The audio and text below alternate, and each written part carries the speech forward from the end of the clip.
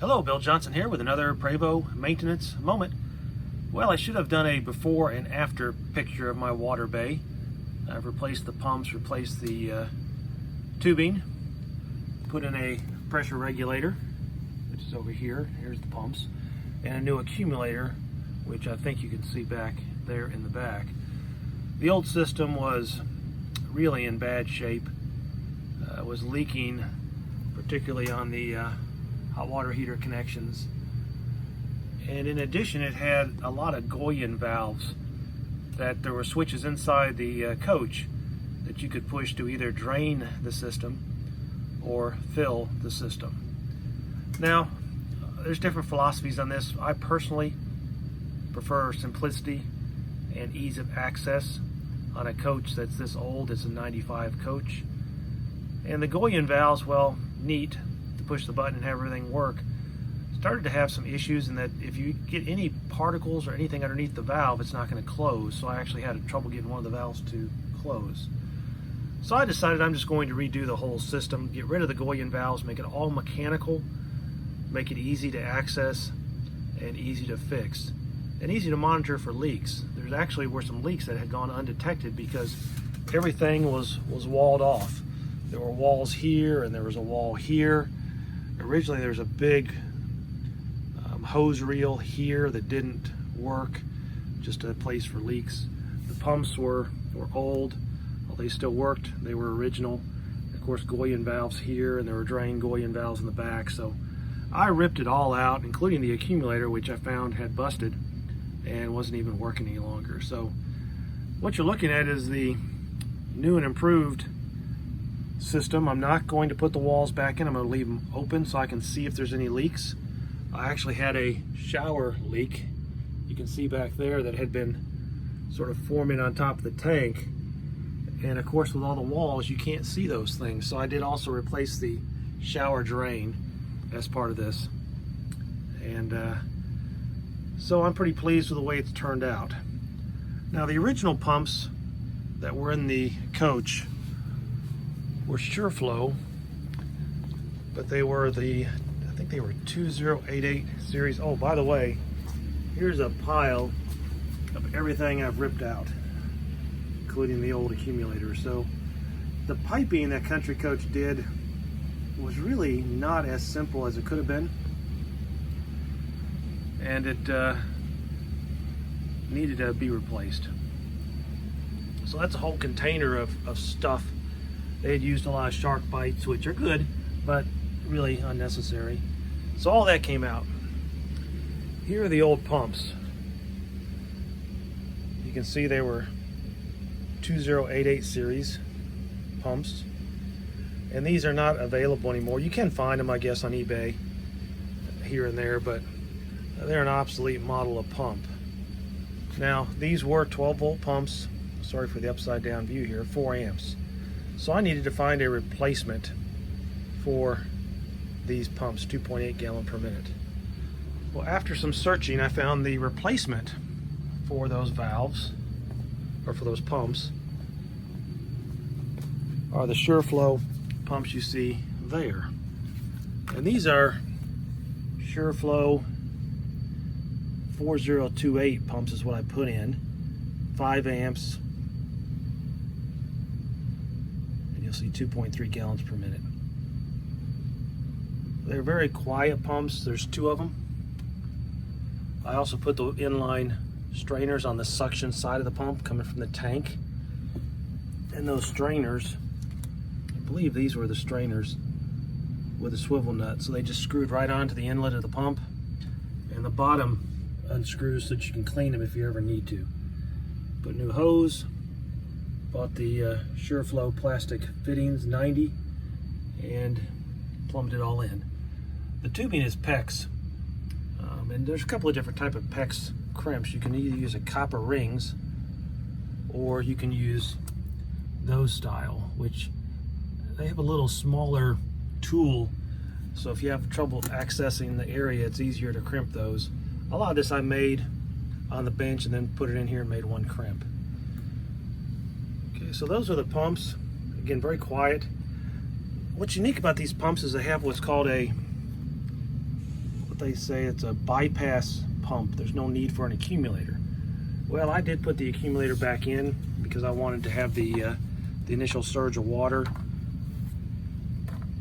But these pumps are bypass pumps, and there's an adjustment after playing with them for a while. On the end of the pump, down low, right there is the adjustment in the end. There's a little Allen key to adjust the pressure at which the bypass kicks in. It was kicking in about 43, but with the accumulator I wanted to kick in higher. So I turned that in so the accumulator is working in the system more than the bypass is working. The cutoff pressure of the pumps are adjusted right in that other set screw, the upper, I guess the upper right hand, and you'll see the lower left hand. The lower left hand is the bypass pressure. The upper right hand is the cutout pressure. Both are a small Allen screw, and if you have an accumulator, you want to turn up the bypass pressure to help it pump up that accumulator quicker. So again, very quiet pumps. Here's the, well, if I can find the data plaque, there's the data for anybody that decides they want to use the same pumps. Again, that's a direct replacement for those older pumps. The other thing I did is that often at the campgrounds we'll put a pressure regulator in the hose at the faucet. Well, I decided to just put one in the bus. So, and not only that, I put a little on-off switch there with a little extension. So I can turn the water off there, but if I turn it on, the water then goes through the check valve. You don't want the water to go backwards, even though I have a on-off. Ordinarily you wouldn't have the on-off and the water could flow backwards without the check valve. Check valve, and it comes into the pressure regulator. Pretty neat little regulator. It's actually labeled so you can see where to set the pressure. I set it about 50, and that matches the onboard pumps, so it works about the same either with or either connected to city water or with the pumps. Now this pressure regulating valve actually came with PEX fittings. Made it very easy to crimp the hose on there. So here is the Apex pressure regulating valve. Bought that at Home Depot, and I'm pretty impressed by that, so I don't need to worry about the inlet pressure coming from the campground. I'm protecting the bus with an onboard regulator. Now finally I did the accumulator tank. It's a 2-gallon accumulator tank, same size that was there, same place it was before. And I bought this A.O. Smith accumulator tank at Lowe's.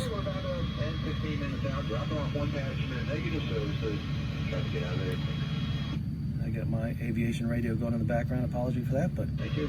The A.O. Smith expansion tank, bought that at Lowe's. They also had a version at Home Depot. I just like the looks of this one better, but it's a 2-gallon accumulator tank. And the accumulator tank is nice because it'll give you that initial outflow of water and really smooth out the system. You can think of it as kind of a shock absorber for water systems. Again, with these bypass pumps, you may not need it. I don't know. I've never tried to use the bypass pumps without the accumulator. I wanted the accumulator, so I just really clamped down on the bypass, so it's really working in a more of a traditional fashion. But it may work good without it. It would be interesting if anybody has done that. I think some of the newer RVs use the bypass feature and don't have the accumulator tank. Now, like I said earlier, I replaced all the Goyen valves, so to fill my fresh water tank, you can kind of see in the background there, this comes in. Water either goes to the regulator, or if I want to fill the fresh water tank, I simply turn on this valve and it'll fill my fresh water tank and then turn it off when I'm done. This valve drains the fresh water tank. Again, both these were Goyen electrical switches initially, but I've wanted to simplify things. Again, to give myself access and get rid of all the electronic circuitry and valves that may jam. I also have 3 drain valves. I have a drain valve, a two of them there in the red to drain the hot water tank and to drain the pipe.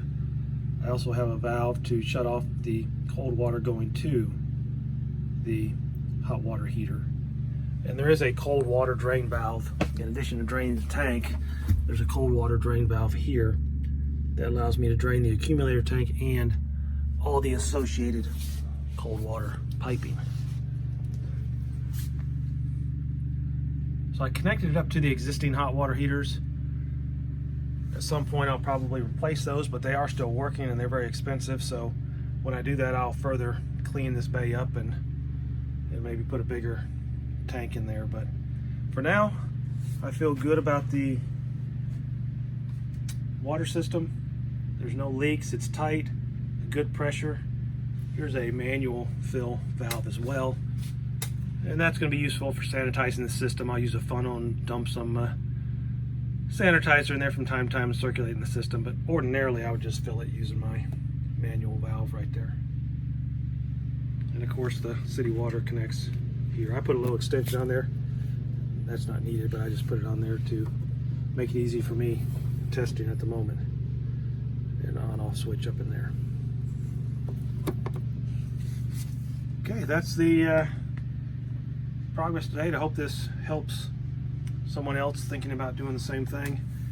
I know just the part numbers.